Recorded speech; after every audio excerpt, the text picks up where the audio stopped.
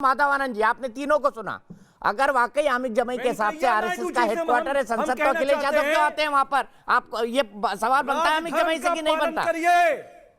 वेंकैया नायडू जी, ये नौटंकी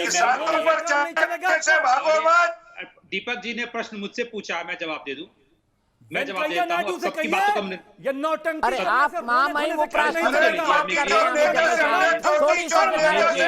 आप महामहिम उपराष्ट्रपति की बात कर रहे हैं, थोड़ी सभ्यता रखिए। भारत के संविधान में कम से कम इतना भरोसा रखिए। माधवानंद जी प्लीज, सिर्फ माधवानंद की आवाज।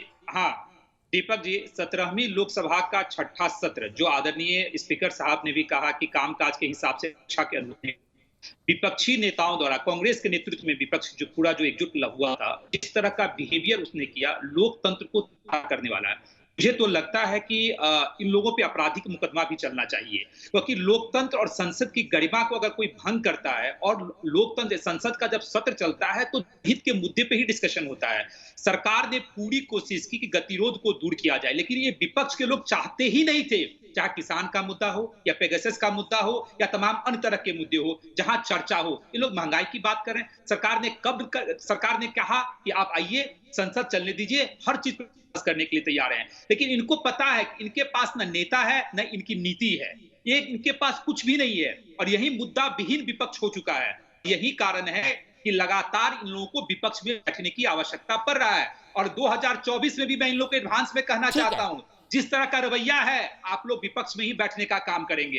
देश हित सर्वोपरि है, देश हित से अगर आप खिलवाड़ करेंगे तो जनता जनार्दन कभी माफ नहीं करेगी। और जो आप लोगों ने किया है इस बार लोकतंत्र में, एक दिन भी सत्र सही से नहीं चला है। अरे आपको जो मुद्दे उठाने थे, आप डंके की चोट पे बहस करते वहां, लेकिन आप लोकतंत्र के मंदिर में बेच पे चढ़ जाते हैं। पूरी जनता देख रही है आपको। ठीक है, संजीव श्रीवास्तव जी के पास चलता हूं। संजीव जी माफ कीजिएगा, मैं सबसे आखिरी में आपके पास आ रहा था। मैं चाहता था आप चारों लोगों को सुन ले। अब मुझे बताइए, चारों को सुनने के बाद गलत कौन है ज्यादा, सत्ता पक्ष या विपक्ष? गलती दोनों की, पर ज्यादा गलत कौन है? सबसे पहली बात तो जो आपके आज की देश की बात में जो सवाल है कि क्या ये सही है कि गलत है कि वो मेज पे चढ़ के उन्होंने रूल बुक है कि ये किया वो किया, उस पर तो शायद ना कोई सत्ता पक्ष वाला ना कोई विपक्ष वाला कोई भी सही नहीं कह रहा है। इनमें एक जो समाजवादी पार्टी के नेता बोले, उन्होंने भी कहा गुस्सा सही था, तरीका जायज नहीं था। तो इस बात को तो कोई सही ठहरा ही नहीं सकता, जिस तरह से विपक्ष एक तरह से अराजकता पैदा कर रही है और इस तरह की हरकत कर रही है सदन में। लेकिन इसके साथ साथ मैं हमेशा इसमें सरकार की गलती ज्यादा मानूंगा। सरकार की गलती इसलिए ज्यादा मानूंगा कि सरकार का काम है विपक्ष को के साथ विश्वास मिले, सदन चलाए। आप बार बार लोकतंत्र के मंदिर की बात कर रहे हैं, सदन की गरिमा की बात कर रहे हैं। दर्शक महोदया जो इतना अच्छी बोली, उन्होंने कहा हम सबसे बड़ी लोकतंत्र है, लेकिन हम लोकतंत्र की नींव को तो खोखला करे जा रहे हैं। आप देखिए पार्लियामेंट के अंदर अब बिल, पार्लियामेंट्री कमेटी के पास पहले के मुकाबले 10% भी नहीं जाते चर्चा के लिए।